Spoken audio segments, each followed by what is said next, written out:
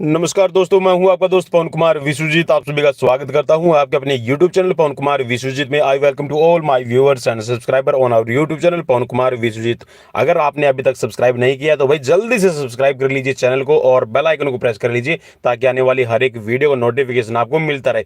तो चलिए, आज हम आपको करवाने वाले हैं लाइव MCQs। जी हाँ, यहाँ पर हम करने वाले हैं 110 MCQs की टेस्ट सीरीज। और ये टेस्ट सीरीज जी हाँ रहेगी 347 नंबर, 347 नंबर लाइव हम आपको आपके फिजिकल कॉम्पिटेटिव एग्जाम्स के लिए सीरीज प्रोवाइड करवा रहे हैं। और ये आपके फिजिकल कॉम्पिटेटिव एग्जाम्स के लिए जी हाँ, आई एम 100% श्योर कि आपके लिए बहुत ज़्यादा हेल्पफुल रहने वाली है। तो इंतज़ार किस चीज़ का है? पेन और पेपर अपने पास में रख लीजिए और स्कोर जितना भी रहेगा वो हमें कमेंट बॉक्स में कमेंट करके जरूर बताइएगा। तो चलिए, आज की सीरीज की शुरुआत करते हैं। सीरीज का पहला प्रश्न आपकी स्क्रीन पर। प्रागैतिहासिक काल में मनुष्य शारीरिक शिक्षा का प्रयोग करता था। जी हाँ, जब आदि मानव था मनुष्य, तो उस टाइम पे वो किस तरह से जो फिजिकल एजुकेशन या फिर ये कह सकते हैं कि जो शारीरिक शिक्षा उसका किस तरह से प्रयोग करता था। चार ऑप्शन स्क्रीन पर है।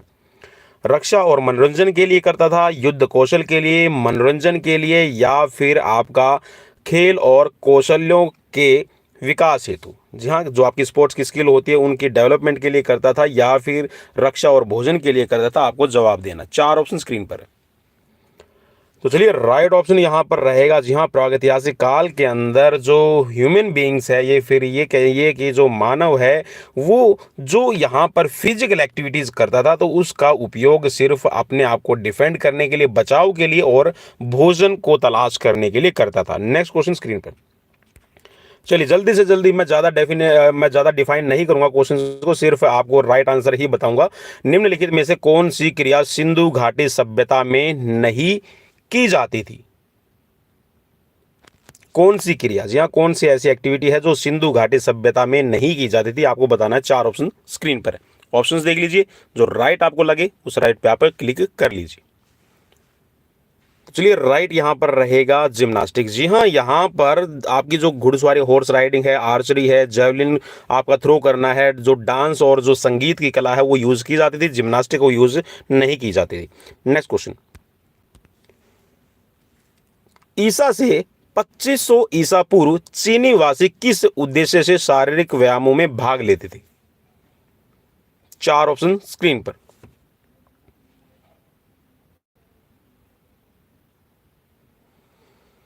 चलिए, ईसा से 2500 ईसा पूर्व, जी हाँ, जो चीनी वासी हैं, या फिर ये कहिएगा कि जो चाइनीज है, जो चीन के निवासी है, वो जो आपकी फिजिकल एक्टिविटीज होती थी उनका यूज मेनली जो रोग होते थे उनके निवारण के लिए करते थे। ऑप्शन सी राइट रहेगा। Next question. भारत के प्राचीन इतिहास में किस काल को शारीरिक शिक्षा का स्वर्ण काल कहा जाता है? चार ऑप्शन स्क्रीन पर।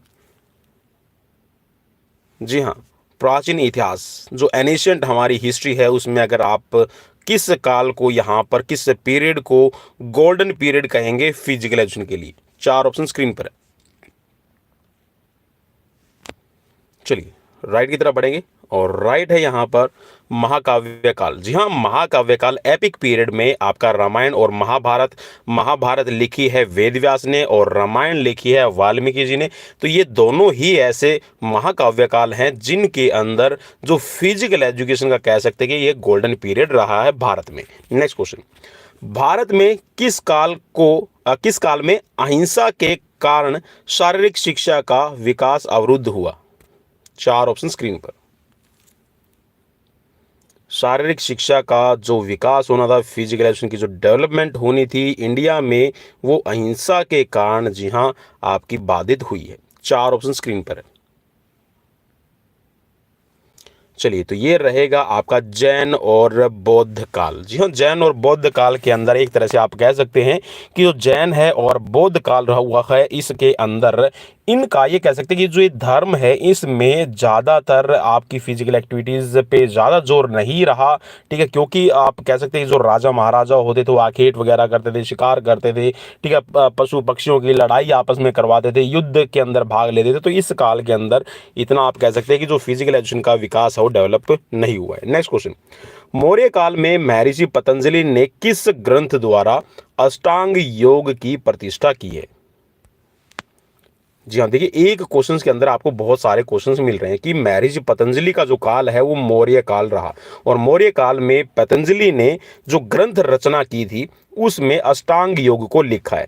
अब वो कौन सा ग्रंथ है आपको बताना है, 4 ऑप्शन स्क्रीन पर है। चलिए राइट की तरफ बढ़ेंगे। राइट है यहाँ पर योग सूत्र। जी हाँ, योग सूत्र है वो महर्षि पतंजलि की देन है, और उसी में अष्टांग योग का आप कह सकते हैं कि वर्णन किया है, उसको एक्सप्लेन किया गया है। नेक्स्ट क्वेश्चन, गुप्त काल में शारीरिक शिक्षा के विकास में किन 2 शिक्षण संस्थाओं का महत्वपूर्ण योगदान रहा है? अब देखिए यहाँ से एक और आपको यहाँ पे गुप्त काल में कौन से आपके शिक्षण संस्थान थे उनका भी आपको पता चल जाएगा। 4 ऑप्शन स्क्रीन पर है, नालंदा और तक्षशिला। ऑप्शन बी में है तक्षशिला और मगध विश्वविद्यालय, सी में है पटना विश्वविद्यालय, और डी में है कौशाम्बी विश्वविद्यालय। तो चलिए बिल्कुल यहाँ पर गुप्त काल के अंदर जो 2 मेन आप कह सकते हैं कि भारत के अंदर शिक्षा का पीक जो टाइम रहा है वो रहा है एजुकेशन का पीक टाइम नालंदा और तक्षशिला के अंदर। और तक्षशिला और नालंदा आपको पता है कि जो फिजिकल एक्टिविटीज है जैसे कि आर्चरी हो गया, धनुष विद्या हो गया, ठीक है, और जो योग है उसको सीखने के लिए बहुत ज्यादा फेमस रहा है। नेक्स्ट क्वेश्चन, किस मुस्लिम सम्राट की मृत्यु चौगान खेलते हुए हुई थी? चौगान को आप एक तरह से कह सकते हैं कि पोलो, ठीक है, अलाउद्दीन खिलजी, मोहम्मद तुगलक, बलबन और कुतुबुद्दीन ऐबक। 4 ऑप्शन स्क्रीन पर। चलिए राइट रहेगा यहाँ पर कुतुबुद्दीन ऐबक। जी हाँ, कुतुबुद्दीन की ऐबक की जो मृत्यु है वो चौगान खेलते हुए हुई थी। नेक्स्ट क्वेश्चन स्क्रीन पर है, 19वीं शताब्दी में किस देश को शारीरिक शिक्षा का आंदोलन का जन्मदाता कहा जाता है? किस देश को कहा जाता है? जी हाँ, फिजिकल एजुकेशन रेवोल्यूशन के नाम से कौन सा जन्मदाता देश? 4 ऑप्शन स्क्रीन पर। चलिए 19वीं शताब्दी की अगर आप बात कर रहे हैं तो 19वीं शताब्दी में भाई इंग्लैंड हो जाएगा, ना कि यूनान, ठीक है। यूनान जो है वो आपका कह सकते हैं एनिशियंट टाइम पे हुआ, जिसमें आप कह सकते हैं एनिशियंट ओलंपिक की हम बात करते हैं उसको हम पढ़ते हैं, ठीक है। नेक्स्ट क्वेश्चन की स्क्रीन पर, जर्मनी के किस शारीरिक शिक्षा शास्त्री को शारीरिक शिक्षा का पितामह कहा जाता है? और बहुत बहुत इंटरेस्टिंग क्वेश्चन होने वाले हैं मेरे हिसाब से। जो फिजिकल एजुकेशन कॉम्पिटिटिव एग्जाम्स की तैयारी कर रहे हैं बच्चे, उन सभी स्टूडेंट्स के लिए तो बहुत बहुत खास होने वाली है आज की सीरीज। तो चलिए यहाँ पर राइट आंसर इसका हो जाएगा ऑप्शन ए, J.K. फ्रेडरिक गर्ट्समैन, ठीक है। इनको कहा जाता है शारीरिक शिक्षा का पितामह। नेक्स्ट क्वेश्चन स्क्रीन पर, 1914 ईस्वी में डेनमार्क में किस शिक्षा शास्त्री ने शारीरिक शिक्षा को स्कूली कार्यक्रमों का हिस्सा बनाया है? डेनमार्क में 1914 में कौन से ऐसे शिक्षाविद थे जिन्होंने फिजिकल एजुकेशन और फिजिकल एक्टिविटीज को जो स्कूली प्रोग्राम्स होते हैं उनका एक अभिन्न अंग बनाने की एक कह सकते हैं कि प्रयास किया? 4 ऑप्शन स्क्रीन पर। तो चलिए राइट रहेगा यहां पर फ्रांस नास्टिगल, ऑप्शन ए राइट रहेगा। नेक्स्ट क्वेश्चन स्क्रीन पर, 19वीं शताब्दी में किस विद्वान ने स्वीडन में शारीरिक शिक्षा आंदोलन चलाया है? 4 ऑप्शन स्क्रीन पर। 19th सेंचुरी के अंदर जी हाँ, कौन सा ऐसा आप कह सकते हैं कि एक फिलोसफर हुआ, कौन सा एक ऐसा महान विद्वान हुआ है जिसने स्वीडन के अंदर फिजिकल एजुकेशन रेवोल्यूशन चलाया है? 4 ऑप्शन स्क्रीन पर है। चलिए तो राइट रहेगा यहां पर सर हेनरिक लिंग, ऑप्शन सी यहां पर राइट हो जाएगा। नेक्स्ट क्वेश्चन स्क्रीन पर है, सर हेनरिक लिंग ने स्कॉटहोम रॉयल जिम्नास्टिक सेंट्रल इंस्टीट्यूट की स्थापना कब की? 4 ऑप्शन स्क्रीन पर।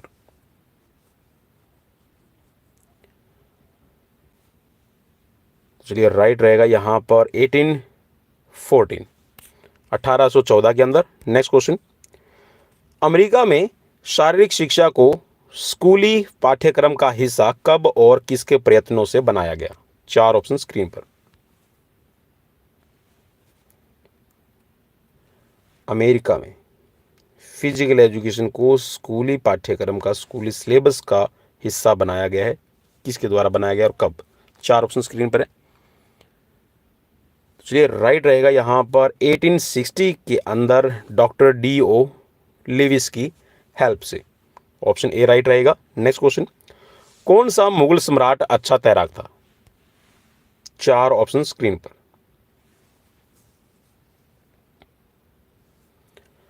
चलिए स्विमिंग की बात करें तो ये थे बाबर। ऑप्शन सी राइट रहेगा। नेक्स्ट क्वेश्चन, कौन सा मुगल सम्राट कुश्ती का शौकीन था? अकबर, हुमायूं, बाबर और औरंगजेब। तो चलिए इसमें राइट हो जाएगा अकबर। नेक्स्ट क्वेश्चन की तरफ बढ़ेंगे। भारत में शारीरिक शिक्षा के आधुनिक रूप से किसकी देन माना जाता है? भारत में शारीरिक शिक्षा का आधुनिक रूप किसकी देन माना जाता है?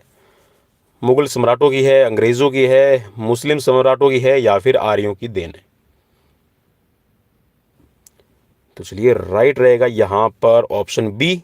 जी हाँ, आप कह सकते हैं कि जो ब्रिटिश साम्राज्य है वो भारत में आधुनिक शिक्षा को या फिर ये कह सकते हैं कि जो फिजिकल एजुकेशन है उसको लाने के लिए आपका कह सकते हैं कि अहम योगदान रहा। क्योंकि 1920 में आपने देखा है कि 1920 में जो फिजिकल एजुकेशन के पर्टिकुलर कोर्सेज के लिए YMCA की जो स्थापना है वो चेन्नई में की गई है।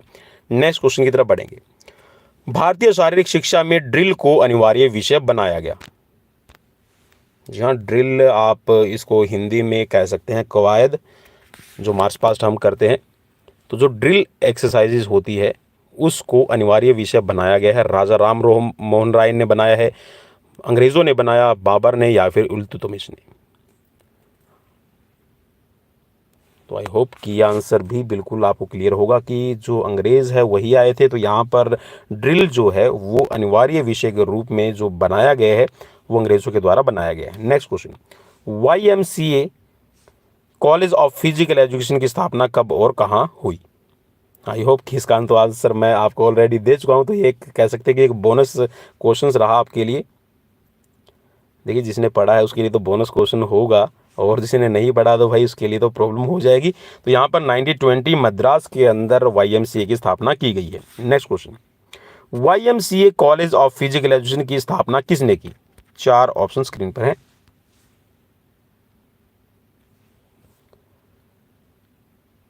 चलिए तो इसका भी राइट आंसर हो जाएगा, क्योंकि अभी अभी मैंने रिसेंटली आपको रिप्लाई किया था। तो राइट आंसर है यहाँ पर HC बक।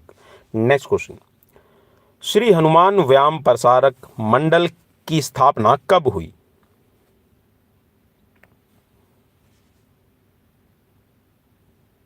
HVPM की स्थापना, जी हाँ, अमरावती HVPM, और ये बनाया गया है 1914 में। दो वैद्य भाइयों ने इसको बनाया है। और एक चीज़ और बता दूं, शायद इसमें आपको मिल जाएगी आगे, अगर नहीं मिलेगी तो भी मैं आपको ये नॉलेज के लिए बता दूं। 1936 का जो आपका ओलंपिक हुआ था, बर्लिन ओलंपिक के नाम से इसको जाना जाता है। इस ओलंपिक में जो HVPM है, हनुमान व्यायाम प्रसारक मंडल, और जो दो वैद्य भाई थे, इन्हीं की सहायता से, इन्हीं की मदद से कबड्डी और खो खो और उसके साथ में जो हमारे ट्रेडिशनल एक्सरसाइजेज हैं, जो भारतीय संस्कृति के अंदर व्यायाम किए जाते हैं, उनको प्रदर्शित किया गया था। उनको एक एज ए डेमोन्स्ट्रेशन के तौर पे बर्लिन ओलंपिक में पेश किया गया था। नेक्स्ट क्वेश्चन, श्री हनुमान व्यायाम प्रसारक मंडल अमरावती की स्थापना किसने की? चलिए अब तो इसका आंसर मेरे हिसाब से तो आप दे सकते हैं। चलिए दो वैद्य भाई, और हिंट आपको मिल गया होगा आई होप। चलिए राइट है यहाँ पर अंबा और पंत। नेक्स्ट क्वेश्चन स्क्रीन पर, हैदराबाद में शारीरिक शिक्षा का राजकीय कॉलेज कब खोला गया है? चार ऑप्शन स्क्रीन पर। जल्दी से रिप्लाई करने की कोशिश कीजिएगा। यहाँ पर 110 क्वेश्चन करने हैं हमें, और शेयर जरूर कर दीजिए जितने भी साथी हमारे साथ में अभी लाइव जुड़े हुए हैं। और कमेंट बॉक्स में कमेंट करके हमें जरूर बताइएगा कि स्कोर आपका कितना रहेगा। चलिए तो राइट यहाँ पर रहेगा आपका 1931, ऑप्शन बी राइट हो जाएगा। नेक्स्ट क्वेश्चन, 1932 में लखनऊ में कृष्ण शारीरिक शिक्षा कॉलेज किस देश के सहयोग से खोला गया? चलिए, अब ये तो हमें पता है कि जो लखनऊ के अंदर Christian college of physical education खोला गया है 1932 में, लेकिन कौन से देश के सहयोग से, कौन से देश ने इसमें हेल्प की है, आपको बताना है। 4 ऑप्शन स्क्रीन पर है।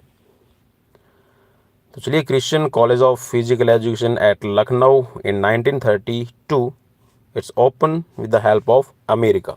नेक्स्ट क्वेश्चन स्क्रीन पर। शारीरिक शिक्षा प्रशिक्षण कॉलेज कंडवाली कब खोला गया? 4 ऑप्शन स्क्रीन पर।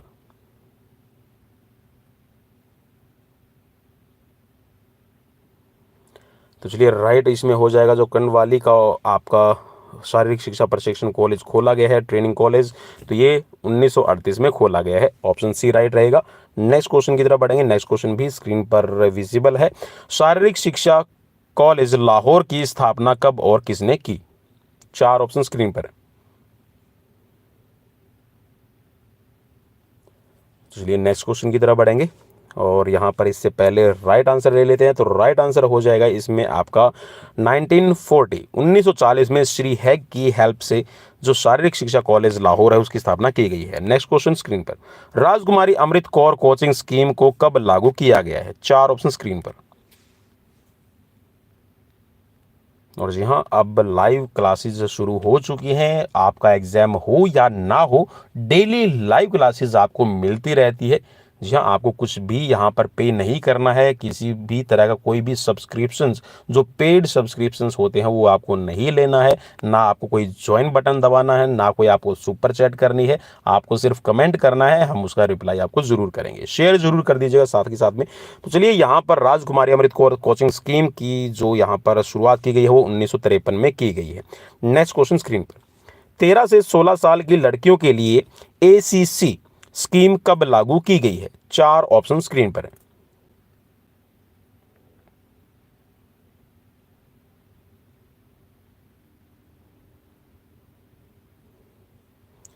इसलिए राइट हो जाएगा यहाँ पर 1952, 1952 में ACC स्कीम की शुरुआत की गई है जो 13 से 16 साल की लड़कियां हैं उनके लिए। Next question. अखिल भारतीय खेल समिति का गठन कब किया गया? 4 ऑप्शन स्क्रीन पर।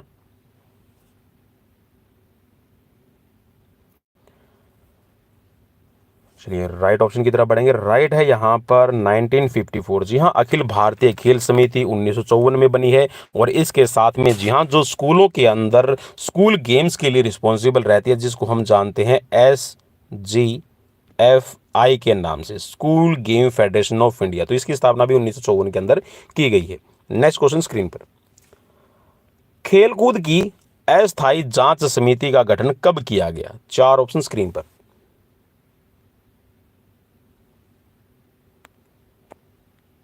चलिए, तो राइट ऑप्शन रहेगा यहां पर 1958 में। नेक्स्ट क्वेश्चन स्क्रीन पर है। लक्ष्मीबाई शारीरिक शिक्षा कॉलेज LNCP की स्थापना कब और कहां की गई? 4 ऑप्शन स्क्रीन पर। आई होप कि इसका तो आप सभी को याद होगा, क्योंकि जैसे ही हम NSNIS पटियाला का नाम लेते हैं, LNIPE ग्वालियर का नाम लेते हैं, तो उसका स्थापना वर्ष हमें याद आ जाता है। और देखिए, ग्वालियर तो मैंने बता दिया है, तो लेकिन कब हुई है ये आपको बताना है। तो 4 ऑप्शंस में से राइट हो जाएगा यहाँ पर 1957, 1957 में ग्वालियर के अंदर LNCP, जिसको आज हम जानते हैं LNIPE के नाम से, ठीक है, इसकी स्थापना की गई है। और इसको डीम्ड यूनिवर्सिटी का जो दर्जा दिया गया था वो 1995 के अंदर इसको दिया गया था। और अब अगर हम हाल फिलहाल की बात करें तो भाई, फिजिकल एजुकेशन की फील्ड में LNIPE ग्वालियर का अपना एक, कह सकते हैं कि एक प्रतिष्ठित और एक बहुत ही ज़्यादा रेपुटेड, और अगर हम नाम लें कि भाई ग्वालियर से फिजिकल एजुकेशन अगर आपने की है तो आपका एक अलग से ही रुतबा बनता है। नेक्स्ट क्वेश्चन की तरफ बढ़ेंगे। शारीरिक शिक्षा कॉलेज लक्ष्मीबाई शारीरिक शिक्षा कॉलेज के प्रथम प्राचार्य कौन थे? Who is the first principle of LNIPE Gwalior? 4 option screen पर है और जल्दी से यहाँ पर राइट आंसर चूज करने की कोशिश कीजिएगा। तो चलिए, राइट आंसर यहाँ पर हो जाएगा PS जोसेफ। ऑप्शन सी राइट रहेगा। नेक्स्ट क्वेश्चन स्क्रीन पर चलिए लेकर आ जाते हैं, सही से आपको दिखाई दे जाएगा, विजिबल हो जाएगा। 4 ऑप्शन है। देश भर में चल रहे शारीरिक शिक्षा कार्यक्रमों के उन्मूलन के लिए किस समिति का गठन किया गया था? चार ऑप्शन स्क्रीन पर है और जल्दी से अपना राइट आंसर चूज करने की कोशिश कीजिएगा। तो राइट आंसर यहाँ पर हो जाएगा नेशनल फिटनेस कोर 1959। जी हाँ, 1959 के अंदर नेशनल फिटनेस कोर की जो स्थापना वो की गई है। पूरे देश के अंदर जो यहाँ पर फिजिकल एक्शन के जितने भी प्रोग्राम चल रहे हैं उनकी इवैल्यूएशन के लिए।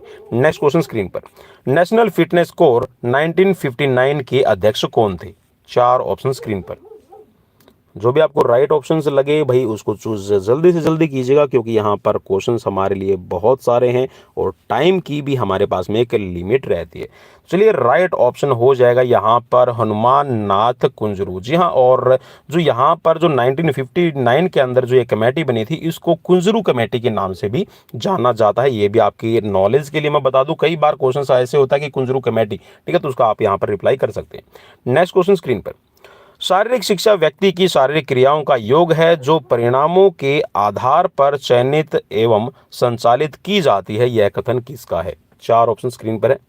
चलिए, इसमें तो हम गैस ही लगा सकते हैं। गैस देखिए आपकी सही रहती है या गलत, ये डिपेंड करेगा। चलिए, तो राइट है यहाँ पर ऑप्शन डी, विलियम्स के द्वारा ये बात कही गई है। नेक्स्ट क्वेश्चन, शारीरिक शिक्षा विधा का वह भाग है जो व्यक्ति के संपूर्ण व्यक्तित्व का विकास एवं प्रशिक्षण शारीरिक गतिविधियों द्वारा करे। यह किसका कथन है? चलिए, कथन भी स्टेटमेंट है, अगर आप दोबारा पढ़ना चाहते तो पढ़ लीजिए इत्मीनान से और राइट आंसर चूज करने की कोशिश कीजिएगा, क्योंकि स्कोर आपका यहाँ पर इम्पोर्टेंट रहेगा आप सभी के लिए। एक तरह से कह सकते हैं कि आपका एक लाइव एग्जाम चल रहा है। इसमें देखते हैं कि आप फिट होते हैं या फिर अनफिट होते हैं।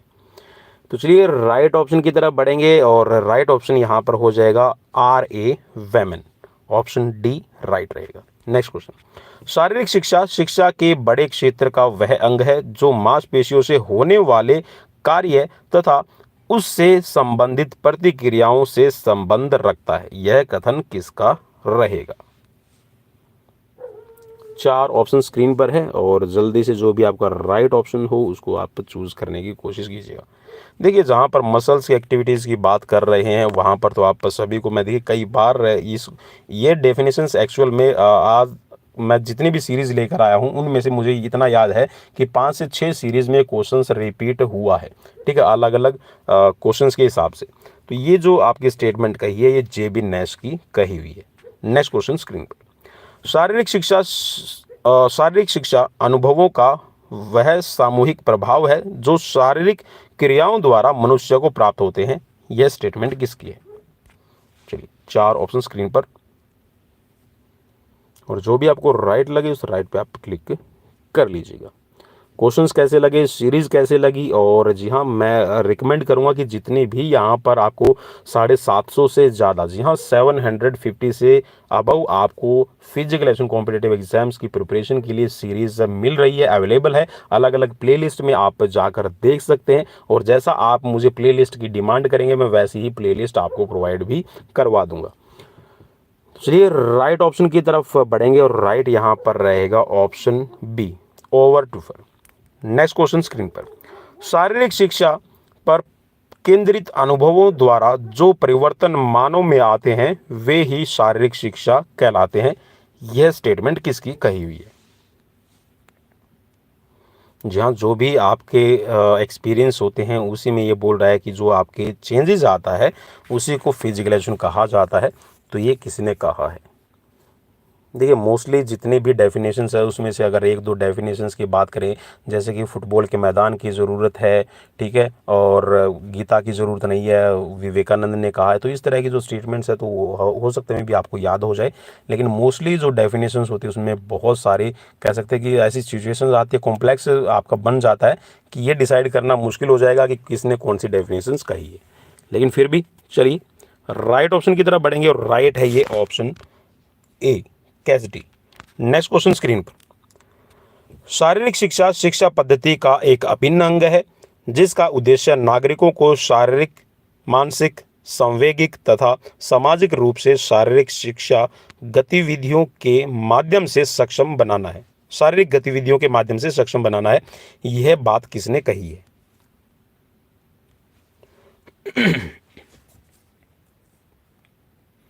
चलिए तो राइट ऑप्शन की तरफ बढ़ेंगे और ये है चार्ल्स ए बूचर। और देखिए ये जितनी भी डेफिनेशंस मैं अभी आप सबके सामने लेके आया हूँ, आप है ना 10th 12th और 11th क्लास की जो फिजिकल की बुक्स है आप उनमें उठा के देखिए, जहाँ पर आप साइकोलॉजी वाला पार्ट है या फिर फिजिकल एजुकेशन के बारे में कह रहे हैं, स्पोर्ट्स के बारे में बताएगा, तो वहाँ से ये डेफिनेशंस आपको ऑब्वियसली मिल जाएगी। नेक्स्ट क्वेश्चन स्क्रीन पर, सुयोजित शारीरिक शिक्षा द्वारा मानव में स्वास्थ्य, उल्लास, योग्यता तथा चरित्र की दृढ़ता की भावनाएं स्थान लेती है। ये बात किसने कही है? और मेरा ये एक कह सकते हैं कि मोटिव रहा, एक मेरा ये मेन पर्पस रहा कि मैं हर एक पार्ट से यहाँ पर क्वेश्चंस डाल सकूँ, और वही मैंने किया है। और आई होप कि ये सीरीज़ आपको बहुत अच्छी लगी। तो चलिए राइट ऑप्शंस की तरफ बढ़ेंगे यहाँ पर, और राइट ऑप्शन ये हो जाएगा एच.सी. बक। नेक्स्ट क्वेश्चन स्क्रीन पर, शारीरिक निर्बलता हमारी अधिकांश विपत्तियों की जननी है। सबसे पहले हमारे युवकों को सबल बनना चाहिए। धर्म तो बाद की चीज है। तुम गीता पढ़ने की बजाय फुटबॉल खेल कर स्वर्ग के अधिक निकट पहुंच सकते हो। ये बात किसने कही है?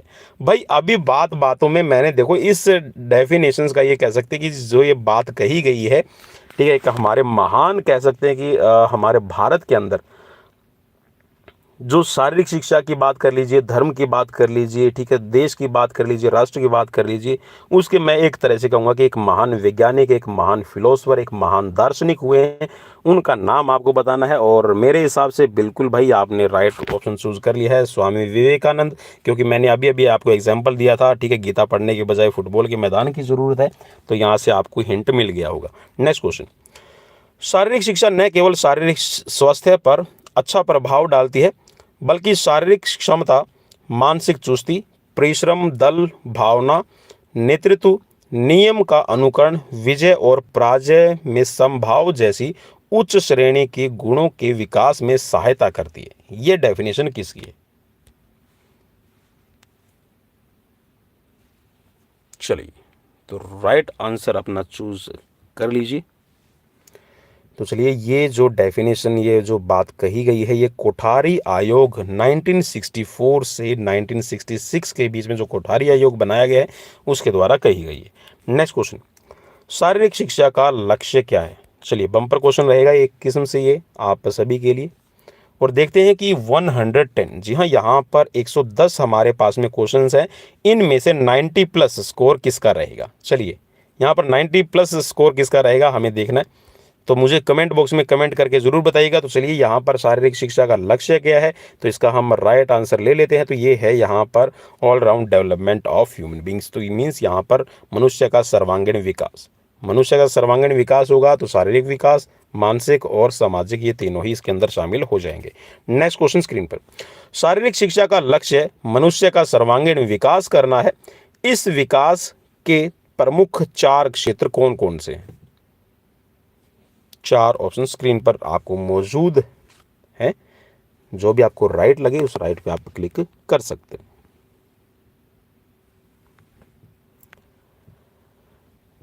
तो चलिए 4 क्षेत्र की बात कर लेते हैं। तो ये हो जाएगा यहाँ पर आपका ऑप्शन ए, स्वास्थ्य, चरित्र निर्माण, नागरिकता और मनोरंजन। नेक्स्ट क्वेश्चन स्क्रीन पर, अतिरिक्त ऊर्जा का सिद्धांत किसने दिया है? सरप्लस एनर्जी थ्योरी किसने दी है भाई आपको बताना है। और मेरे हिसाब से तो ये इजी रहेगा क्वेश्चंस, क्योंकि मोस्टली क्वेश्चंस हम बार बार पढ़ते आए हैं। तो ये है आपके ऑप्शन ए, शिलर एवं Herbert Spencer. Next question screen पर, मनोरंजन का सिद्धांत, थ्योरी ऑफ रिक्रिएशन किसने दी है? Karl Groos, John Dewey, Lord Kames और G.T.W. पैट्रिक और प्रोफेसर मैकडूगल। आई होप कि आपने अपना राइट आंसर चूज कर लिया है। तो राइट यहां पर रहेगा लॉर्ड केम और G.D.W. Patrick. Next question screen पर, पूर्व अभ्यास का सिद्धांत किसने दिया है?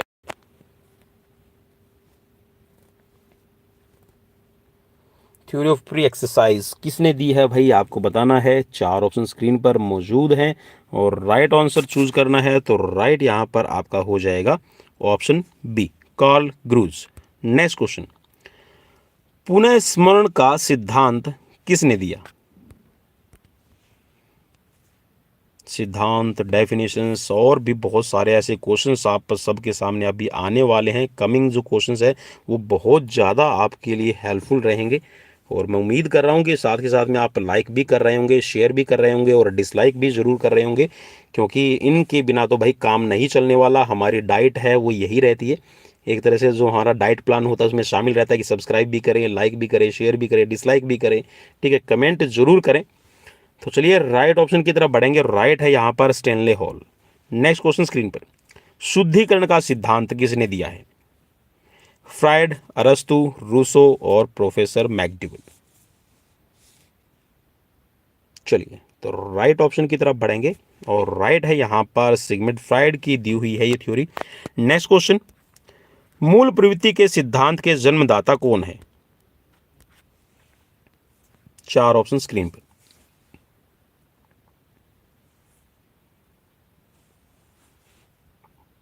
चलिए राइट हो जाएगा यहां पर प्रोफेसर मैकडूगल। नेक्स्ट क्वेश्चन, खेल ही जीवन सिद्धांत की व्याख्या किसने की है?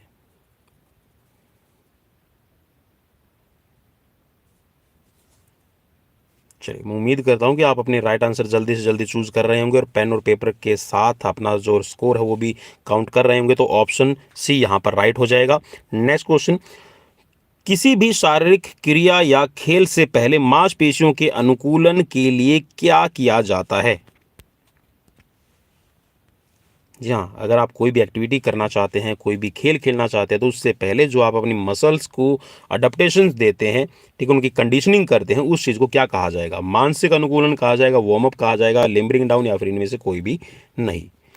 चलिए राइट है यहाँ पर वार्म अप। जी हाँ, आप कोई भी एक्सरसाइज करते हैं तो उससे पहले आपका वार्म अप किया जाता है और वार्म अप भी आपका दो तरह का रहेगा, एक्टिव और पैसिव। एक्टिव में आप खुद इन्वॉल्व रहते हैं जो भी आप एक्टिव वार्म अप करते हैं, और जो आपका पैसिव वार्म अप होता है उसमें आप कोई भी ऐसा मेथड यूज करते हैं जिसके अंदर आपकी बॉडी का टेम्परेचर है वो इंक्रीज हो जाए। लाइक आप कोई भी स्टिमुलेंट्स लेते हैं, या फिर आप किसी तरह की हॉट ड्रिंक लेते हैं, या फिर आप कोई नहाना है सन बाथ लेते हैं, या फिर आप हॉट वाटर के साथ में बाथ लेते हैं।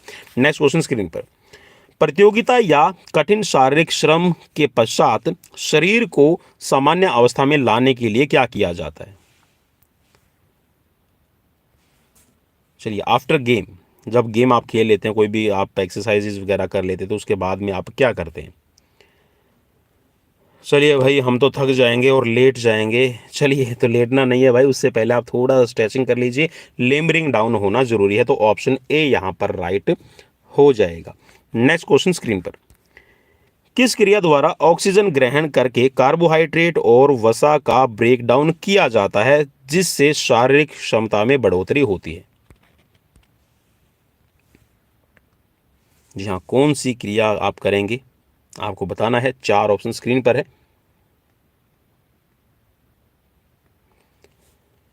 तो चलिए राइट ऑप्शन की तरफ बढ़ेंगे। तो यहाँ पर कार्बोहाइड्रेट और आपका जो वसा का ब्रेकडाउन होता है ये आप एरोबिक एक्सरसाइजेज में करते हैं, और एरोबिक एक्सरसाइजेज जब आप कर रहे हैं तो ऑक्सीजन का इंटेक होता रहता है। नेक्स्ट क्वेश्चन स्क्रीन पर, निम्नलिखित में से कौन सी एरोबिक क्रिया नहीं है? चलिए चार ऑप्शन स्क्रीन पर है, एरोबिक क्रिया इसमें से कौन सी नहीं है, एरोबिक एक्सरसाइजेज कौन सी नहीं है, आपको बताना है। चार ऑप्शन स्क्रीन पर है। तो चलिए राइट ऑप्शन यहाँ पर रहेगा आपका परिधि प्रशिक्षण, या फिर इसको आप सर्किट ट्रेनिंग भी कहिए। नेक्स्ट क्वेश्चन, कौन सी क्रिया एरोबिक और एनारोबिक दोनों है?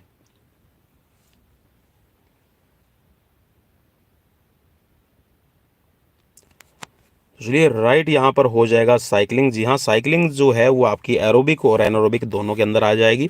नेक्स्ट क्वेश्चन स्क्रीन पर, किस एरोबिक क्रिया से शरीर की केवल सामान्य पुष्टि प्राप्त होती है? मीन्स जो आपकी जो जनरल फिटनेस होती है वो आप प्राप्त कर सकते हैं। कौन सी एरोबिक ऐसी एक्सरसाइजेज है? कैलेस्थेनिक, जॉगिंग, तालबद्ध व्यायाम, या फिर भार प्रशिक्षण?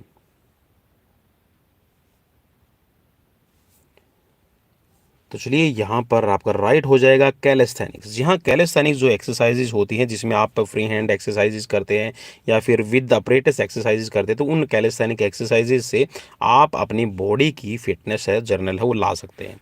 नेक्स्ट क्वेश्चन, कौन सी एरोबिक क्रिया मुख्यतः मनोरंजन के काम आती है? चार ऑप्शन स्क्रीन पर।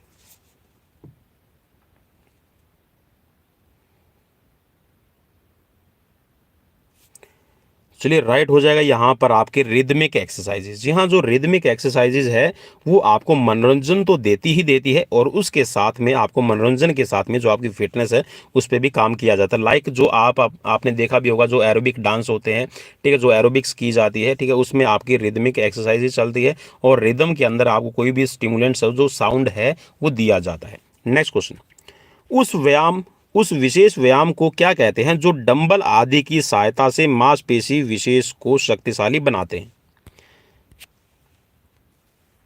जी हाँ, आपने डंबल है, बेंच प्रेस किया, तो वो ऐसा कौन सा इसका कह सकते हैं कि मेथड होगा जिससे आप अपनी जो मसल्स है उसको स्ट्रांग बनाते हैं? चार ऑप्शन स्क्रीन पर है, और जो राइट आपको लगे उस राइट पे क्लिक कर लीजिए। राइट है, यहाँ पर वेट ट्रेनिंग कहा जाएगा। नेक्स्ट क्वेश्चन, वेट ट्रेनिंग विधि का प्रयोग सर्वप्रथम किस देश में किया गया? In which country first time used or introduce weight training? Bharat, England, Germany, Sweden. चलिए राइट हो जाएगा यहाँ पर Germany. Next question, circuit training method का प्रतिपादन किसने किया? चार ऑप्शन स्क्रीन पर है। तो चलिए ये है मॉर्गन और एडमसन, इंग्लैंड। और नेक्स्ट क्वेश्चन इसी से जुड़ा हुआ क्वेश्चन रहेगा कि सर्किट ट्रेनिंग जो मेथड है वो किस वर्ष अस्तित्व में आई है? चार ऑप्शन स्क्रीन पर। चलिए राइट रहेगा यहाँ पर आपका 1957। नेक्स्ट क्वेश्चन, गरमाना रक्त के तापमान को बढ़ाता है जिसके फलस्वरूप मांसपेशियां प्रदर्शन को बढ़ाती है, किसका कथन है? जी हाँ, वार्म अप के बारे में स्टेटमेंट दी गई है कि वार्म अप जो है वो आपकी बॉडी का, आपके ब्लड का टेम्परेचर बढ़ा देगा जिससे आपकी मसल्स की परफॉर्मेंस बढ़ती है। तो ये किसने कहा है आपको बताना है। चार ऑप्शन स्क्रीन पर। तो चलिए ये कथन है, ये स्टेटमेंट है डेवरिस की। ऑप्शन बी राइट रहेगा। नेक्स्ट क्वेश्चन, जो व्यायाम सामान्यतः या स्पष्ट रूप से दिखाई नहीं पड़ते उन्हें क्या कहा जाता है?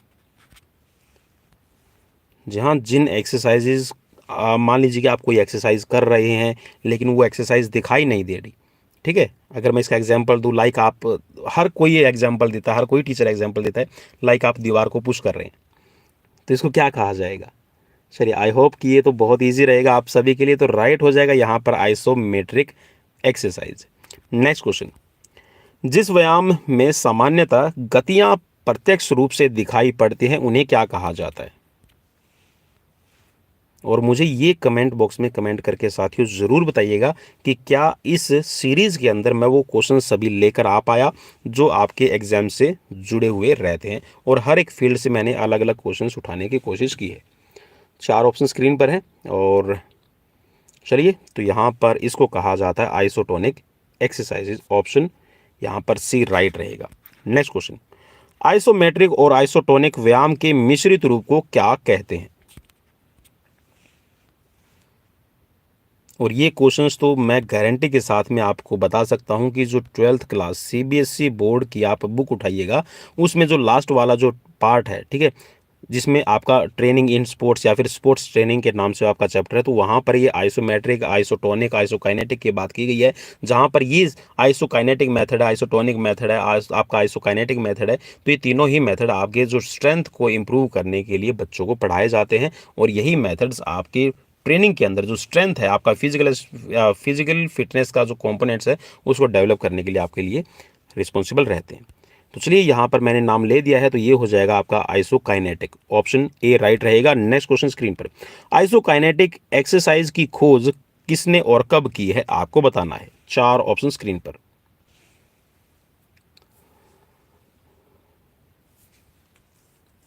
चलिए राइट रहेगा यहाँ पर 1968, और इनका नाम है यहाँ पर पेरिन जो लिखा हुआ है, आप इसको जे जे पेरिन, देखिए आपको कहीं कहीं बुक्स में जे जे पेरिन इसका नाम लिखा हुआ मिल जाएगा, ठीक है, इस चीज़ को आप याद रखिएगा।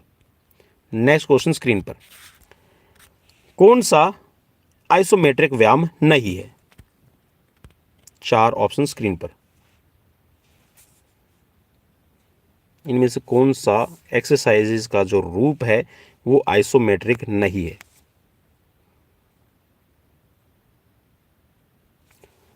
आई होप कि ये बहुत ज़्यादा क्लियर आपको रहा होगा, और अगर नहीं रहा है तो ये है एक ही स्थान पर दौड़ना। जी हाँ, देखिए जब भी आप एक ही स्थान पर दौड़ने की बात करें तो आपकी मसल्स क्या कर रही है, एक ही एंगल पे मूवमेंट कर रही होती है। जो लेग मसल्स आपकी एक ही एंगल पे मूवमेंट करेगी, तो उसमें आप कह सकते हैं कि वो जो व्यायाम का रूप रहेगा, या फिर ये कह सकते हैं कि जो आपका ये यहाँ पर एक स्थान पर दौड़ना है, ये आपका एग्जाम्पल हो जाएगा आइसोटोनिक का। ठीक है, नेक्स्ट क्वेश्चन की तरफ बढ़ेंगे भाई। नेक्स्ट क्वेश्चन स्क्रीन पर, कौन सा व्यायाम आइसोटोनिक नहीं है? चार ऑप्शन स्क्रीन पर।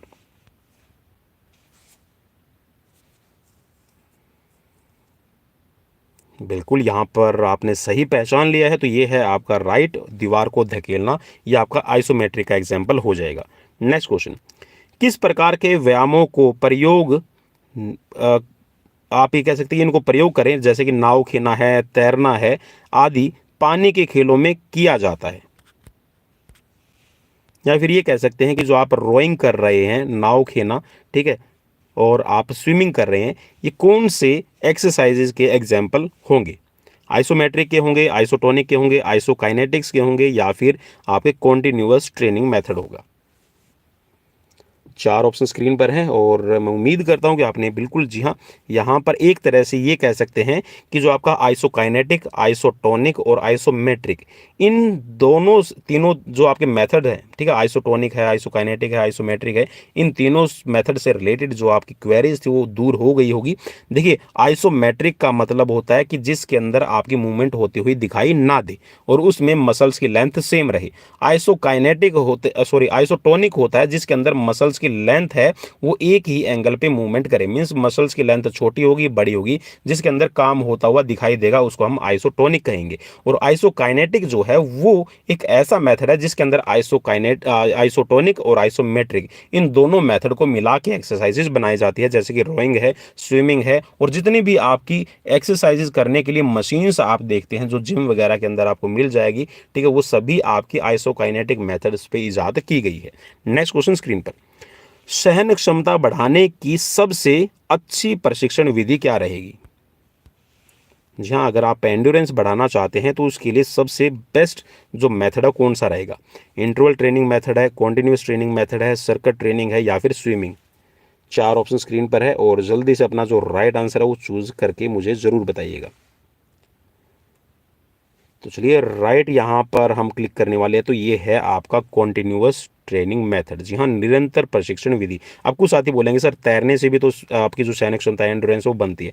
तो भाई तैरना जो है ये आपका मेथड नहीं है, ठीक है, यहाँ पर मेथड की बात की गई है। ठीक है, नेक्स्ट क्वेश्चन स्क्रीन पर, क्रॉस कंट्री किस प्रशिक्षण की सर्वोत्तम विधि मानी जाती है? क्रॉस कंट्री और वर्ल्ड एथलेटिक्स, जी हाँ, वर्ल्ड एथलेटिक्स को आप ज़रूर पढ़िएगा, जहाँ पर आप बात कर रहे हैं किसी भी रूल रेगुलेशंस की। ठीक है, मैं इसीलिए बोल रहा हूँ कि जहाँ पर क्रॉस कंट्री हम पढ़ते थे ना, क्रॉस कंट्री पहले होती थी 12.5 किलोमीटर की, ठीक है, अब इसको वर्ल्ड एथलेटिक्स ने 10 किलोमीटर की कर दिया है। ठीक है भाई, इस चीज़ को आप याद रखिएगा।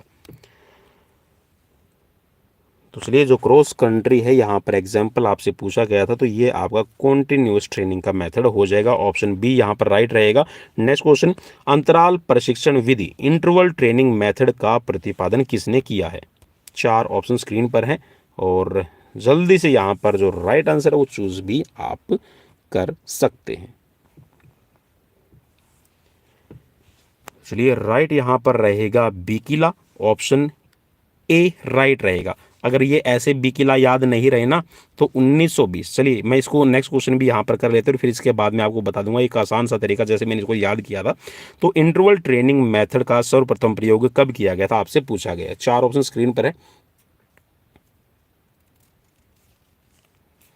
चलिए, राइट यहाँ पर रहेगा 1920। अब 1920 आप सभी के लिए बहुत ज़्यादा इंपॉर्टेंट वर्ष होगा, क्योंकि 1980 के अंदर ही ओलंपिक में ओथ टेकिंग सेरेमनी, ठीक है, 1920 में ही आपका फर्स्ट टाइम है जो ओलंपिक का फ्लैग है वो फहराया गया है, और 1920 में ही आप कह सकते हैं कि जो पहली बार भारत की तरफ से जो आपके 6 खिलाड़ियों ने भाग लिया था।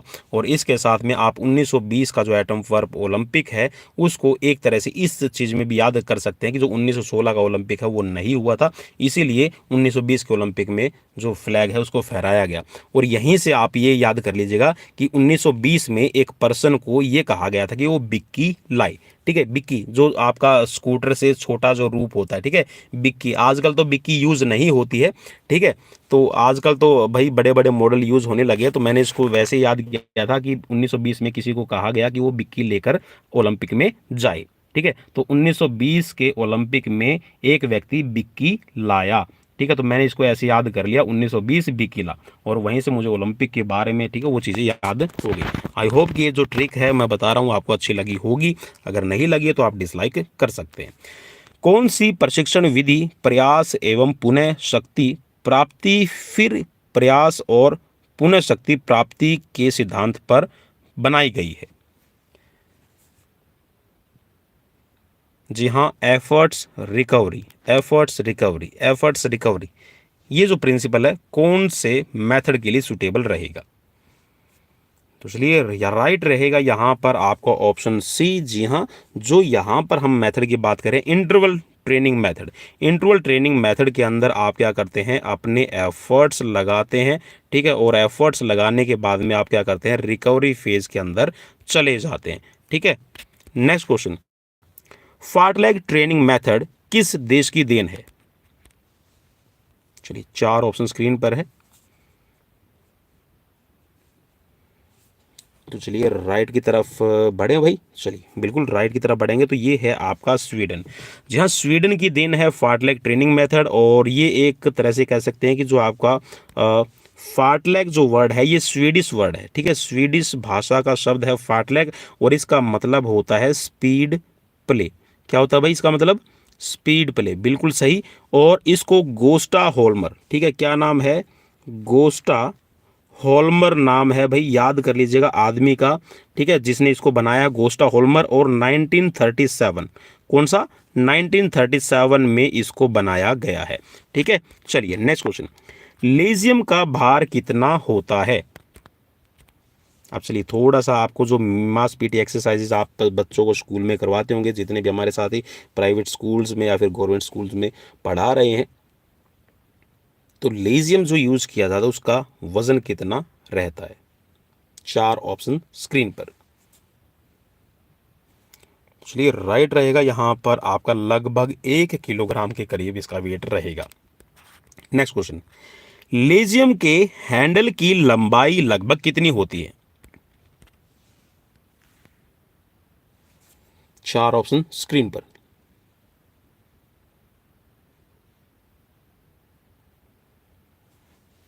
चलिए राइट रहेगा यहाँ पर आपकी 15 से 18 inch. Next question, lezim chain की बीच कितनी लंबी छड़ लगी होती है?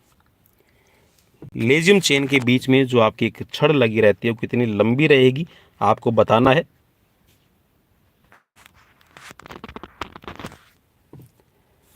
चलिए राइट रहेगा यहाँ पर लगभग आपकी 5 इंच की रहेगी, ऑप्शन सी यहाँ पर राइट रहेगा। नेक्स्ट क्वेश्चन स्क्रीन पर है, लेजियम की मुख्यतः कितनी अवस्थाएं होती हैं?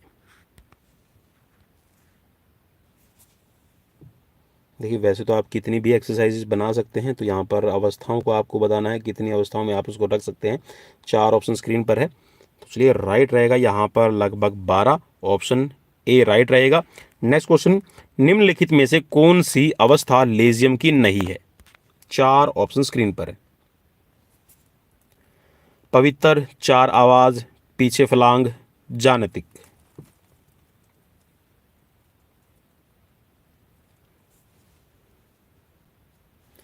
चलिए राइट ऑप्शन इसमें हो जाएगा आपका जानतिक। जी हाँ, ये लेजियम की एक सिचुएशन नहीं है। नेक्स्ट क्वेश्चन स्क्रीन पर है, डंबल शब्द का अर्थ क्या है? चलिए 4 ऑप्शन स्क्रीन पर है, बिल्कुल यहाँ पर सही पहचान लिया है, 2 सिरा भार। जी हाँ, 2 सिरा भार का मतलब है कि एक ऐसा आपके पास में इंस्ट्रूमेंट है जिसकी दोनों तरफ वेट होता है। नेक्स्ट क्वेश्चन, डंबल का प्रयोग मुख्य रूप से आरंभ हुआ था भारत में, रूस में, पश्चिमी देश या फिर पूर्वी देश?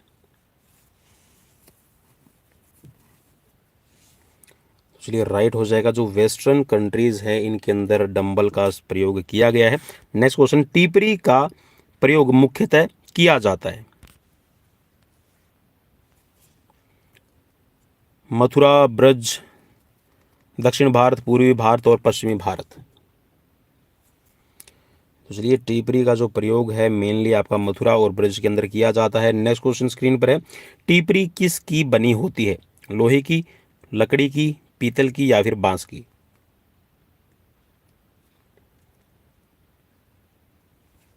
चलिए टीपरी जो होती है वो बांस की बनी होती है। ऑप्शन डी यहाँ पर राइट रहेगा। नेक्स्ट क्वेश्चन स्क्रीन पर है, टीपरी की लंबाई कितनी होती है?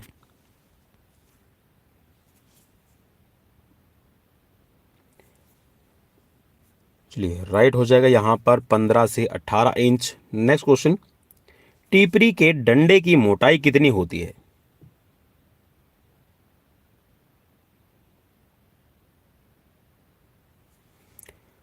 चलिए राइट हो जाएगा यहाँ पर 20 से लेकर 25 mm।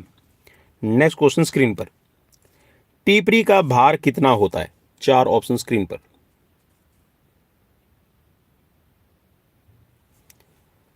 चलिए राइट रहेगा यहाँ पर, टीपरी का जो वेट रहेगा ये हो जाएगा 100 ग्राम। नेक्स्ट क्वेश्चन स्क्रीन पर,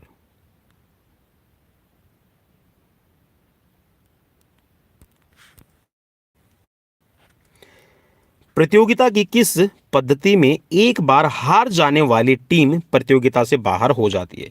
तो चलिए यहाँ पर थोड़ा सा हम जो प्लानिंग इन स्पोर्ट्स की बात करते हैं, टूर्नामेंट कैसे करवाई जाए उससे रिलेटेड अब यहाँ पर क्वेश्चंस आप सभी के लिए शुरू हो गए हैं। चलिए तो यहाँ पर राइट आंसर की तरफ बढ़ेंगे। तो यहाँ पर अगर एक बार टीम हार जाती है तो ऑटोमेटिकली बाहर हो जाती है, तो ये नॉकआउट मेथड के अंदर होता है। नेक्स्ट क्वेश्चन स्क्रीन पर है, नॉकआउट पद्धति कितने प्रकार की होती है? आपको बताना है।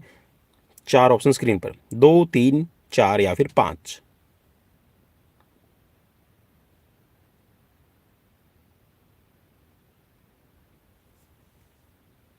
चलिए राइट हो जाएगा यहाँ पर आपका 5 तरह की होती है, जिसके अंदर कॉन्सोलेशंस भी है, ठीक है, वैगनाइल्ड जो आपकी पद्धति है, ठीक है, इसमें सिंगल नॉकआउट, ठीक है, डबल नॉकआउट भी आपका चलता है, ठीक है। चलिए नेक्स्ट क्वेश्चन की तरफ बढ़ेंगे और नेक्स्ट क्वेश्चन स्क्रीन पर आ गया है, निम्नलिखित में से कौन सा नॉकआउट पद्धति का प्रकार नहीं है?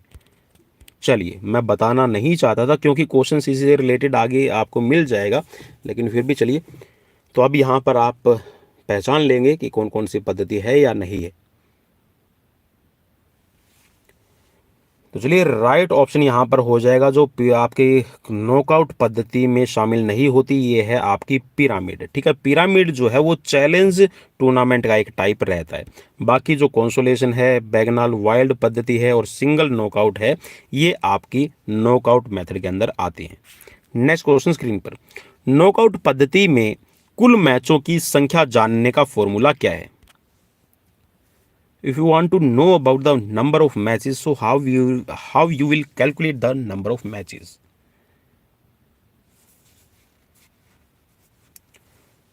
तो चलिए भाई राइट यहाँ पर रहेगा कुल टीम और -1 कर देंगे, तो इसको आप फॉर्मूला लिखते हैं ऐसे n-1, ठीक है। चलिए नेक्स्ट क्वेश्चन स्क्रीन पर, नॉकआउट पद्धति में टीमों की संख्या पावर ऑफ 2, 2, 2 दूनी 4, 4 दूनी 8, 8 दूनी 16 और इस तरह से आगे बढ़ती जाएंगी, तो कितनी बाई देनी पड़ेगी? अगर आपकी टीमें हैं वो पावर ऑफ 2 में हो तो कितनी बाइस देनी पड़ेगी? मान लीजिए कि आपकी टीमें 2 आ गई, ठीक है, 4 आ गई, 8 आ गई, 16 आ गई, ठीक है, यहाँ पे चलिए मैं लिख देता हूँ 32 में आ गई है, ठीक है, 64 आ गई है, ठीक है, 128 आ गई है, तो आपको कितनी बाइस देनी पड़ेगी आपको बताना है। तो चलिए भाई राइट यहाँ पर रहेगा, एक भी बाई नहीं देनी है भाई। अगर पावर ऑफ 2 में टीम पहुंची हुई है तो एक भी बाई नहीं बनेगी। अगर पावर ऑफ 2 में टीम नहीं है, ठीक है, लाइक 4, 8, 16, 32 अगर इसमें नहीं है तो आपकी 22 बनेगी, ठीक है। नेक्स्ट क्वेश्चन स्क्रीन पर, किस नॉकआउट पद्धति में पराजित टीम को दोबारा खेलने का अवसर मिलता है? कौन सी नॉकआउट पद्धति के अंदर मिलेगा? चार ऑप्शन स्क्रीन पर हैं और जल्दी से अपना राइट आंसर चूज कर लीजिए। तो चलिए सिंगल में तो भाई बाहर हो जाएगा बिल्कुल। यहाँ पर अगली तरफ बढ़ेंगे, जो डबल नॉकआउट के अंदर एक बार और मौका मिलता है कि भैया आप एक बार और अगर जीत गए तो ठीक है, अदरवाइज आपको बाहर कर दिया जाएगा। नेक्स्ट क्वेश्चन स्क्रीन पर, कॉन्सोलेशन प्रतियोगिता कितने प्रकार की होती है? कॉन्सोलेशन, कॉन्सोलेशन का मतलब होता है सांत्वना पुरस्कार। तो कॉन्सोलेशन टूर्नामेंट आपकी कितने प्रकार की हो जाएगी आपको बताना है। 4 ऑप्शन स्क्रीन पर है। तो चलिए राइट रहेगा यहाँ पर आपका ऑप्शन ए, 2 प्रकार की रहेगी। नेक्स्ट क्वेश्चन स्क्रीन पर है, किस प्रतियोगिता में पद्धति में एक टीम को सभी टीमों से खेलना पड़ता है? यहाँ ऐसा कौन सा टूर्नामेंट का टाइप रहेगा जिसमें एक टीम को सभी टीम्स के साथ में मैच खेलना पड़ता है?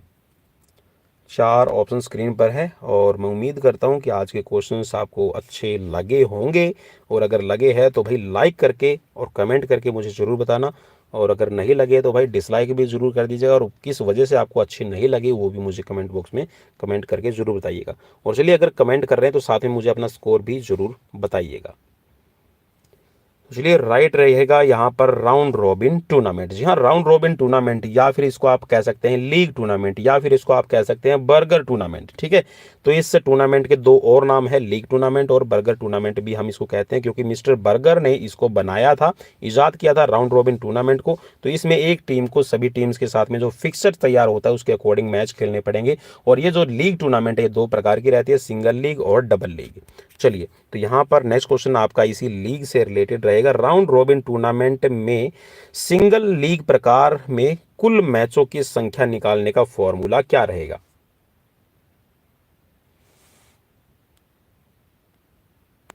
जी हाँ, अगर आपको सिंगल मैचेस निकालने हो तो आप किस फॉर्मूला का यूज करेंगे?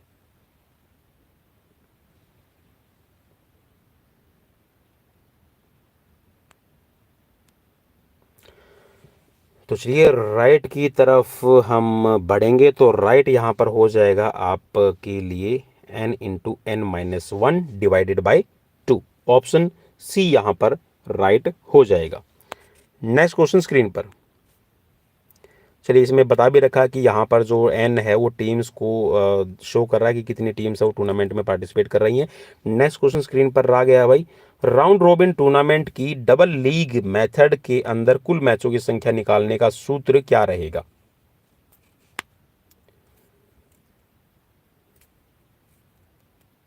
चलिए अगर सिंगल लीग कर रहे थे तो आपको पता है कि आपने 2 से डिवाइड किया था, ठीक है, और यहाँ पर आप सिंपल सा डिवाइड कर देंगे तो यहाँ पर हो जाएगा आपका n/n-1। ठीक है, नेक्स्ट क्वेश्चन स्क्रीन पर, प्रतियोगिता में भाग लेने वाली टीमों की संख्या अधिक होने पर उन्हें विभिन्न ग्रुपों में किस पद्धति में बांटा जाता है? 4 ऑप्शन स्क्रीन पर। अगर टीम ज़्यादा हो जाए तो उनको एक ग्रुप में डिवाइड किया जाता है, ठीक है, जैसे group A, group B, group C और ग्रुप डी, या फिर क्वार्टर्स में टीम्स को डिवाइड किया जाता है। तो कौन से में आपको यूज़ करना होता है ये आपको बताना है। 4 ऑप्शन स्क्रीन पर मौजूद हैं। तो चलिए राइट ऑप्शन की तरफ बढ़े भाई, बिल्कुल राइट ऑप्शन यहाँ पर हो जाएगा आपका कॉम्बिनेशन टूर्नामेंट, या फिर इसको संयुक्त प्रतियोगिता कहेंगे। ठीक है, अब जो इसके अंदर आपका कॉम्बिनेशन बनता है टीम का, कौन कौन सी आपकी मेथड यूज किए जाते हैं। ठीक है, जैसे कि नॉकआउट, आपका जो मेथड रहता है नॉकआउट कम नॉकआउट। ठीक है, एक बार और इसमें आप लिख देंगे नॉकआउट कम नॉकआउट। ठीक है, और फिर उसके बाद में आपका नॉकआउट कम लीग के, ठीक है, और फिर यहाँ पर लीग कम लीग हो जाएगा। ठीक है, और लीग कम नॉकआउट, ऐसे 4 आपकी टूर्नामेंट का कॉम्बिनेशन बनता है। नेक्स्ट क्वेश्चन स्क्रीन पर, निम्नलिखित में से कौन सी पद्धति संयुक्त प्रतियोगिता का प्रकार नहीं है? चलिए यहाँ पर अब आप सभी के सामने जो प्रकारों की बात कर रहे थे, हम टाइप की बात कर रहे थे कॉम्बिनेशन टूर्नामेंट की, तो वो भी आ गए हैं। League cum knockout, league cum league, cobweb type और नॉक आउट कम लीग। चलिए मैंने बता ही दिया ऑलरेडी, तो यहाँ पर इजी रहेगा। तो यहाँ पर कॉब वेब टाइप है वो आपका टूर्नामेंट का प्रकार नहीं होगा कॉम्बिनेशन के अंदर। Next question, pyramid type, king type और कॉब वेब टाइप पद्धति की प्रतियोगिता पद्धति के प्रकार हैं। कौन से मेथड के प्रकार रहेंगे, कौन सी टूर्नामेंट के टाइप के प्रकार रहेंगे, पिरामिड टाइप है, किंग टाइप है। अब पिरामिड का भाई मैंने बता दिया है, तो आप सभी को आई होप कि विदित तो हो गया होगा, इजी रहेगा। तो ये है चैलेंज टूर्नामेंट के टाइप, ठीक है, जिसके अंदर किंग टाइप है, कॉबवेब टाइप है और आपका पिरामिड टाइप है, वो यूज़ किया जाता है। नेक्स्ट क्वेश्चन स्क्रीन पर, आदर्श धावन पथ माना जाता है, जी हाँ, जो स्टैंडर्ड आपका ट्रैक माना जाता है वो कितने मीटर का रहेगा, 200 मीटर, 400 मीटर या फिर दोनों। चलिए भाई राइट की तरफ बढ़ेंगे, राइट है यहाँ पर 400 मीटर, ठीक है। 400 मीटर का जो ट्रैक होता है वो स्टैंडर्ड ट्रैक कहा जाता है। अब आप बोलेंगे कि सर स्टैंडर्ड ट्रैक कैसे, तो भाई यहाँ पर देखिए जितनी भी रेसेस की बात करें, जहाँ पर स्प्रिंट रेसेस है, स्प्रिंट रेसेस में जो लास्ट आपका कह सकते हैं कि जो रेस होती है उसमें वो रहती है आपकी 400 मीटर की, और 400 मीटर एक लैप के अंदर जहाँ पर फिनिश हो रही है जिस ट्रैक पे, तो वो स्टैंडर्ड ट्रैक कहा जाएगा, ठीक है। नेक्स्ट क्वेश्चन, आदर्श धावन पथ 400 मीटर की स्ट्रेट लाइन होती है। देखिए एग्जैक्ट तो यहाँ पर नहीं बता रखा है, लेकिन आप कितने से कितने मीटर की ले सकते हैं वो आपको बताना है। 4 ऑप्शन स्क्रीन पर है।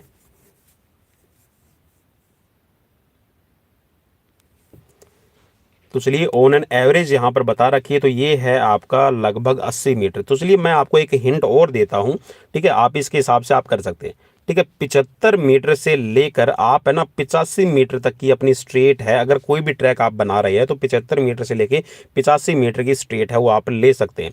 और अगर हम बात करें अभी जो AFI, ठीक है, एथलेटिक फेडरेशन ऑफ इंडिया, और उसके साथ में जो वर्ल्ड एथलेटिक्स, ठीक है, वर्ल्ड एथलेटिक्स मैं इसलिए बोल रहा हूँ कि जो IAAF का नाम हम लेते हैं, ठीक है, international association of athletic federation, अब उसको वर्ल्ड एथलेटिक्स हम कहते हैं।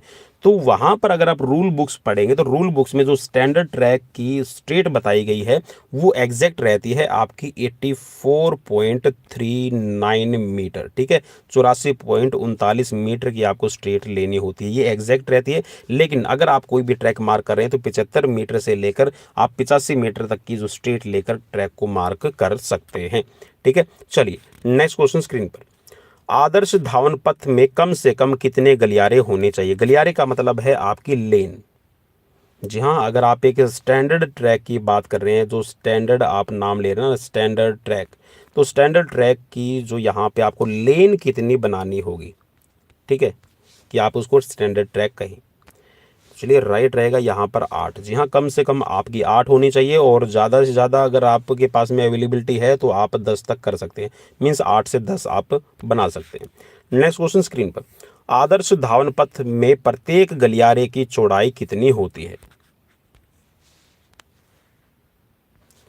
चलिए AFI और भाई वर्ल्ड एथलेटिक्स की अगर हम बात करें, अब देखिए कहीं पे आपने देखा होगा ये वाला भी आपका राइट रहा होगा, ठीक है, किसी ने 1.20 भी लिख दिया होगा, ठीक है, लेकिन जो एग्जैक्ट है भाई वो रहता है आपका 1.22। लेकिन लेकिन लेकिन लेकिन आप क्या कर सकते हैं, 1.21 से लेकर आप है ना 1.25, ठीक है, 1.25 मीटर तक का जो, जब भी आप ट्रैक मार्क कर रहे हैं, देखिए जब भी आप ट्रैक मार्क करेंगे ना, चूना है वो अपन अपने हाथों से डालते हैं या फिर किसी भी इक्विपमेंट्स वगैरह का यूज़ करते हैं, या फिर कोई जो आपकी मार्किंग लाइन मशीन्स होती है आप उसका यूज़ करते हैं। तो उसमें 5 सेंटीमीटर की आपको जो मोटाई की है, विड्थ की है, वो लाइन लगानी होती है, लाइन को मार्क करना होता है।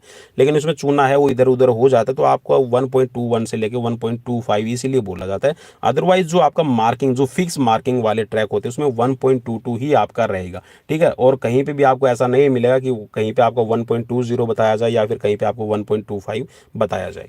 नेक्स्ट क्वेश्चन स्क्रीन पर, चलिए अगर आपको स्टैगर निकालना हो तो आप किस फॉर्मूला का यूज करेंगे। चलिए स्टैगर निकालने के लिए फॉर्मूला आपको बताना है, 4 ऑप्शन स्क्रीन पर है।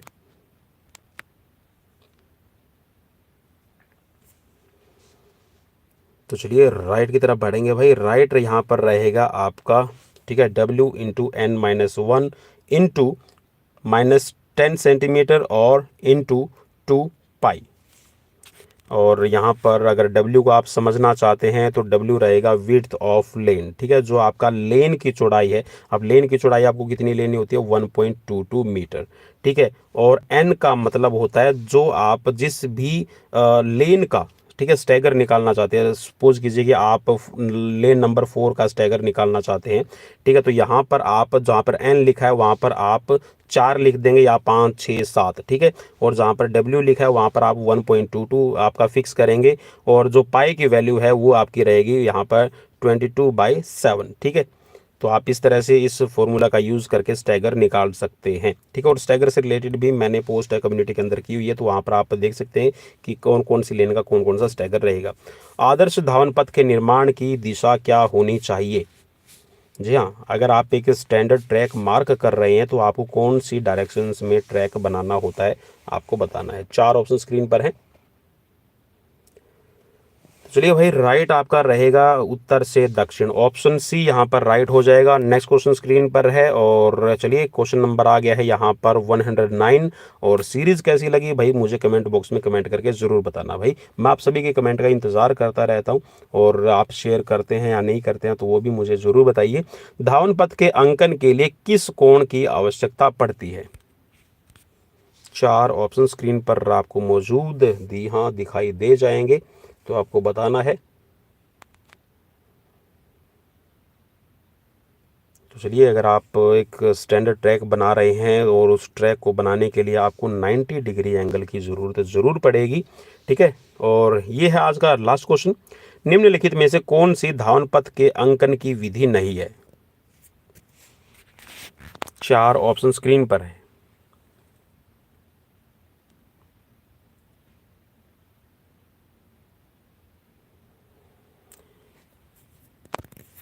तो चलिए, यहाँ पर आप जी हाँ, जो आपका कंप्लीट डायगोनल मेथड है वो आप यूज़ कर सकते हैं, ठीक है, फुल डायगोनल मेथड, और ये आपका हाफ डायगोनल मेथड भी यूज़ कर सकते हैं, ठीक है। पाइथागोरस जो आपका मेथड है वो भी आप यूज़ कर सकते हैं। जो यहाँ पर वर्तुल चाप मेथड है, ठीक है भाई, ये यूज़ नहीं होता है, ठीक है। तो यहाँ पर आपका ऑप्शन नहीं पूछा गया था, तो आपका राइट हो जाएगा ऑप्शन बी। तो भाई ये थे आज के क्वेश्चंस, कैसे लगे भाई मुझे कमेंट बॉक्स में कमेंट करके ज़रूर बताइएगा। और अगर सीरीज़ अच्छी लगी है तो लाइक ज़रूर कर दीजिए, और अगर अच्छी नहीं लगी तो डिसलाइक कीजिए, शेयर कीजिएगा अपने दोस्तों के साथ में। और इसी तरह की सीरीज़ अगर आप देखना चाहते हैं कंटिन्यू, तो आप हमें कर सकते हैं सब्सक्राइब, ठीक है। और इसके साथ में जी हाँ, आपको ज्वाइन बटन जो है, ज्वाइन बटन आप अगर चाहते हैं कि आपको मिल जाए नोटिफिकेशन वीडियो का, तो आपको बेल आइकन जो रहता है हमारा, ठीक है, घंटी वाला बटन, ठीक है, उस घंटी वाले बटन को आप दबा लीजिएगा ऐसे करके, तो वो घंटी जब बजेगी तो आपके पास में नोटिफिकेशन पहुंच जाएगा। तो ये थी आज की सीरीज़, कैसी लगी ज़रूर बताइएगा। मिलते हैं नेक्स्ट वीडियो में, till then bye bye, take care.